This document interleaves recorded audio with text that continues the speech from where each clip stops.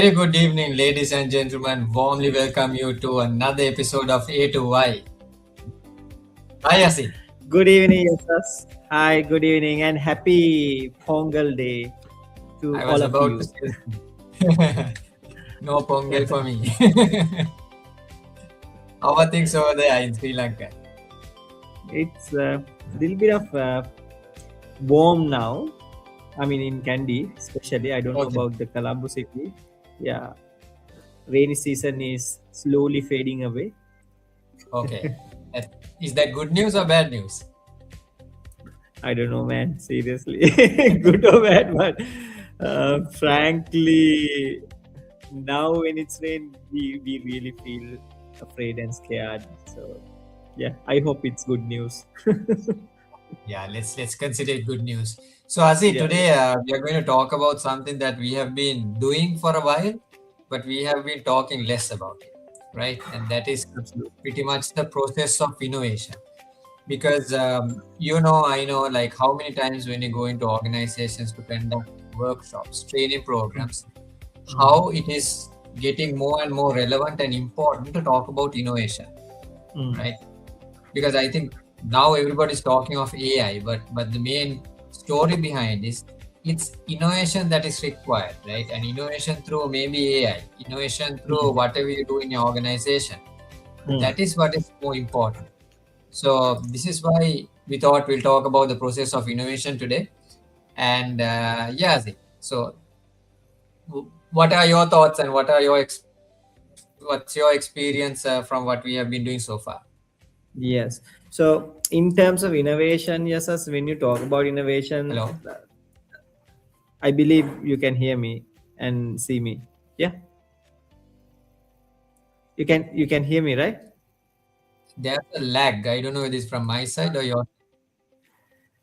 Um, I also don't There is know, a but lag. I'm pretty sure that our folks are hearing us. Let me share my thoughts about innovation now. What I wanted to emphasize is innovation. When you take it as a word, it has a meaning. But what we are trying to emphasize here is innovation in business, especially in entrepreneurship, and how your business can be innovated, how you can actually use the innovation for your business. Now if you talk about innovation, it can be implementing new ideas, new methods, simply to create value for your clients while you are solving problems. So that's what I think about innovation. Correct, Asya. And I think most the misconception about innovation is most of the time people think you have to be born creative. You have to have Mm, ideas whenever you feel like. I mean, if you're an innovative person, you should have ideas, and that's a misconception, right? In fact, there's this brilliant book called The Innovator's DNA. I strongly recommend anyone to read that. It talks about 5 steps of innovation, actually. And if you really look at that, you understand innovation is all around us if we kind of use these steps. So number mm, one is questioning, right? If you don't question things, you will never find out new things. You won't come up with new ideas. So first step is obviously questioning. So mm, if you look at people who question, they are the people who kind of see. Sometimes you think people who are questioning are rude, and they are kind of being difficult. They are trying to be nosy and all these kinds of things. But actually, mm, if you look at kids, babies, their whole process starts with questioning. And sometimes our mm, culture, as we grow on, we kind of say, like, don't ask too many questions, be quiet, listen to us, follow the rules. mm, So these kind of things have really killed us from, having this questioning skill. And that's one of the most important things in innovation. So what I want to say is, rather than going into the steps of innovation or how innovation or innovation mindset can be established, the most important thing, Asi, to discuss is we can create an innovative culture, an innovative mindset. And we've done this in workshops within half a day, within full day. We've kind of shown how teams can transform, because innovation is nothing new. Nobody can teach you mm, innovation. All we can do is we can guide you in that process. And once you know that process, once you have that mindset, then innovation happens. And it can happen right in few seconds, right? And this is the important thing. So when we engage with teams, we've engaged with multiple teams, right? From startups to large enterprises to conglomerates. And every time, what we've seen across this, every team that we worked in a workshop, whether it's a bank, whether it's a large hotel, or whether it's a manufacturing company, everyone that we worked with had ideas. And the only difference was you need to kind of spark those ideas. You need to kind of push them a bit. You need to tell them where to think, what to think. And then it's unbelievable. And another thing is people think you need to be old in that organization. You have to be working, you should be experienced enough to come up with new ideas. I would suggest the other way. The more you're new to an organization, the better and creative you can become, because you don't know, you don't have the biases of that organization. You don't know the limitations of that organization. And this is something we've seen, right, Asi? So anything, Asi, you want to kind of talk about from our experience during these workshops? Yeah. So one thing I wanted to highlight is, yes, because you actually brought a very uh, insightful word. I would say the ideation part of it, the idea. So technically, what we do is we call it a discovery phase. In the discovery phase, we identify the problem and also the unmet needs of the client in the sense client, customers. So through that, the creative solution part, actually we are building in or rather narrating it. So I really like the fact that we talk about the ideation part, even though it's slightly falls under the theoretical part. Simply if we put it across, ideation is discovery level to meet to understand their challenges and also the unmet needs. Definitely, yes. And I think what we need to also highlight is, most of the time when we talk of innovation, like you rightly said, we sometimes think of the customer's customer, the client's consumer, right? The end consumer of them. But Mm, what we've also seen is you don't need to even start there. You don't need to start thinking of your end customer. mm, Sometimes what is restricting you in delivering a good quality service or product is a problem that you're facing in house.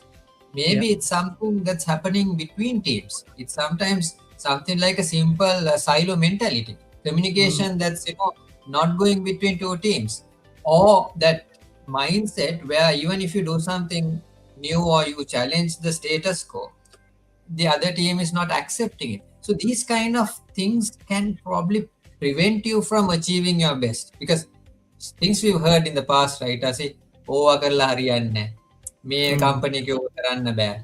I mean, sometimes like what we call the chow chow mentality in one of the favorite cartoons we used to watch when we were small.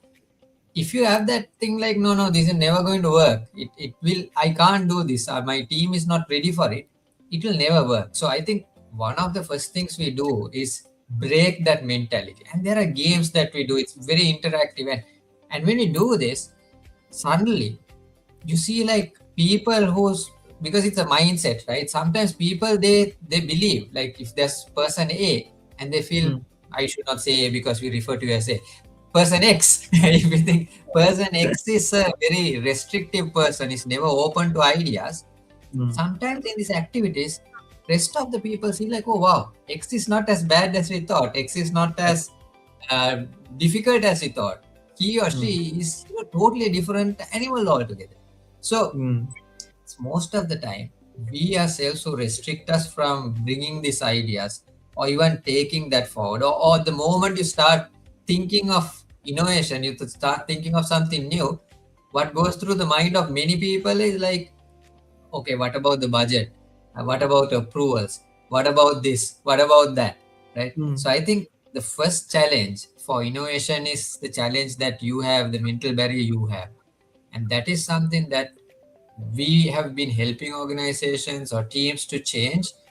And I think once you've broken that barrier and realized, no, in my organization, in my department, within my team, in my control, I can have innovation implemented. I think that is the biggest discovery that anyone would have, isn't it, Asi? 100%, 100%. I agree with you, yes, and also this the statement that I'm going to give is a very sensitive statement, considering the office politics. because sometimes, I mean, it's an obvious fact. Office politics is an obvious fact in any organization. Sometimes you have favorites who like to work. You have dislike individuals who you don't like to work with. So in a situation like that, also sometimes it's a restriction. The organization will not grow in terms of innovation. So what the powerful impact that we have given through our programs, rather than saying the training programs, I would like to reframe it as impactful programs. So impact that we are bringing is, we are uh, gelling the individuals to fit into a proper ecosystem, where each and every individual will get the benefit along with the organizational benefit. So that's something I wanted to highlight. Sure, Asi. And I think that actually reminded me of something, Asi. Now, sometimes when you say innovation, we think of a product, right? Mm. We think of something out of the box. But innovation can happen in your process itself, process innovation. Mm. And this is what you were just talking about, like the barrier of, breaking something and gelling things together could be a process innovation because it's a broken element in your process or something that has not been questioned or something that has not gone deep into. Your process is suffering.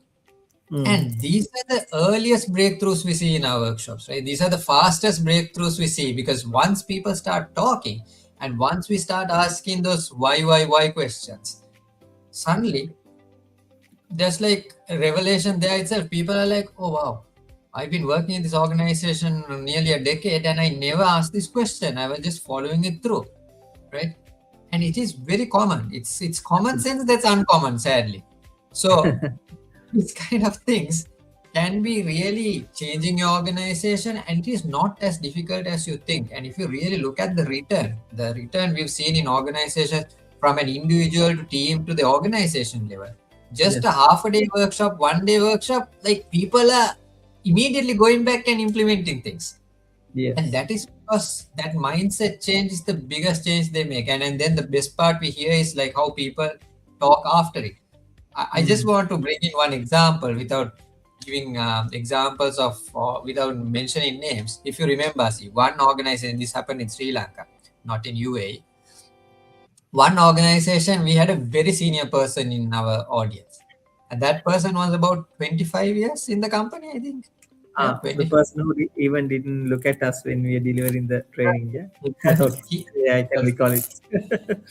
Started, he was like, his, remember, his arms crossed, looking away, not being Mm. part of it and not, engaging with us. And at the end of the program, and we kid you not, this is not, made up. This is just, something that happened. End of the program, when we asked for feedback, he stood up and he said, I've been to many programs in this 25 years of organization. And you guys are coming from an industry, a background that you have no clue about our business. So when I was asked to be part of this workshop, I thought it's a waste of my time. But today I realized there's so many things that I don't know in this world. And that was immediate realization. I mean, kudos to him. 25 years. If he was still, with his arms crossed and he had a different mindset, if we didn't break in or he didn't open up, he would still probably be in that 25-year experience mindset that I'm not going to change anything. But he was good enough to open up his eyes, change his mindset, and have that realization like, wow, there's so many things I could learn. And that mind shift change, that mindset change itself was a barrier that was broken on that workshop, right? Absolutely. Let me correct you. I just got my tea. Yes, yes. Sorry about it. Let me So unfair. correct you. If we, I believe, unintentionally you use that word, break him. Maybe the right word should be, we Not gave breaking, actually. breaking of the mindset. Sorry. Yes, yes, yeah. So we actually gave this individual clarity about the organization, as well as the different perspective. rather than breaking him. We are not breaking individuals, but Yes, we are giving clarity can't through break the people, right? activities. Yes, Correct, correct. through. Thank you for correcting it, Asi. I might have unintentionally mentioned it that way, but the breakthrough in the mindset is the proper word, right? How that person from like a cocoon mindset where Mm, he thought, and it's not bad. I mean, it's not wrong because yeah. if you've been in an organization 25 years doing the same job repetitively, year Mm, after year, and you perfected it, and that person is probably the best in that particular job, probably in the whole of the country, right? He yes. was that Yes. experienced. So for Look. him, when some random dudes walk in with no background of that industry, who are younger than him, and tries to talk about innovation, breaking the barriers and all that, like it's like you're wasting my time, dude. I Yeah. have so much of work to do there. What are you even doing? But the moment that he started listening, even initially he might have been restricted, it changed everything. And that change of this person had a direct Mm, impact of the whole team, because the whole team felt, wow, if person X, who has been 25 years in this organization, has that realization and he mm, can come up with these ideas which happened during the workshop, mm, I mean, we can do wonders. So I think the process of innovation, going back to today's topic, is nothing but number one, mindset change. And then number two, challenge the status quo. Because as long as we don't challenge the status quo, as long as we don't ask the difficult questions, we are never going to make any change in our organization. We cannot bring innovative thing. So I remember one of my first jobs when I was very young, like early 20s.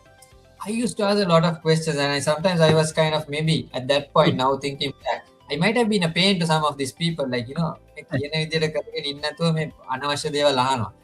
yeah. But that is probably one of the jobs that really helped me to understand a lot of things, because I was working in different industries, asking a lot of questions, asking seemingly stupid questions, which kind of educated me. And I never stopped questioning. And even now, as both of us, we are like always asking questions like kids. Yes. And sometimes we would even say, please don't misunderstand, we're going to ask you this question.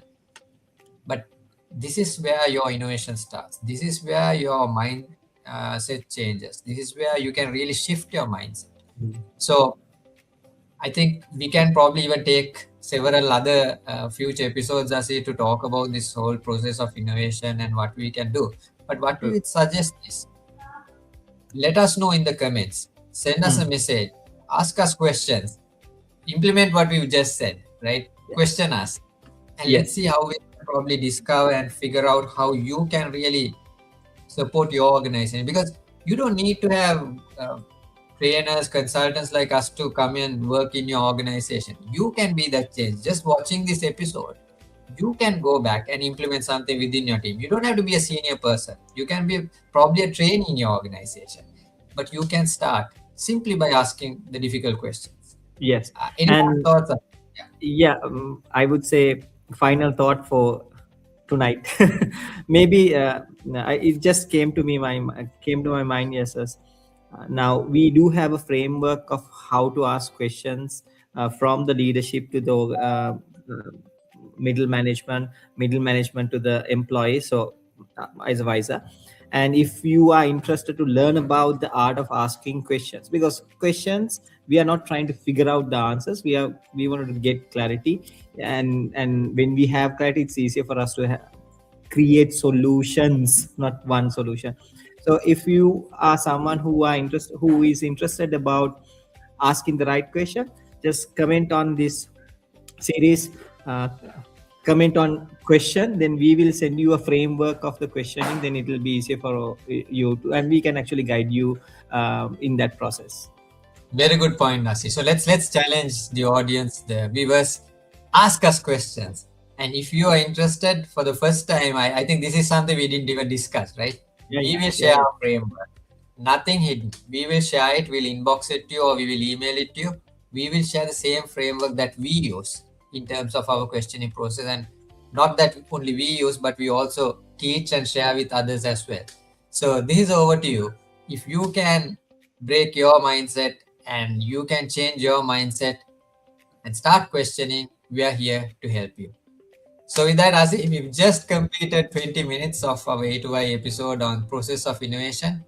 Let's get back with another interesting episode next week. So till then, signing off, I'm Yasas. And I'm Masi. Enjoy your tea, Asi. See you I everyone. am. Signing off.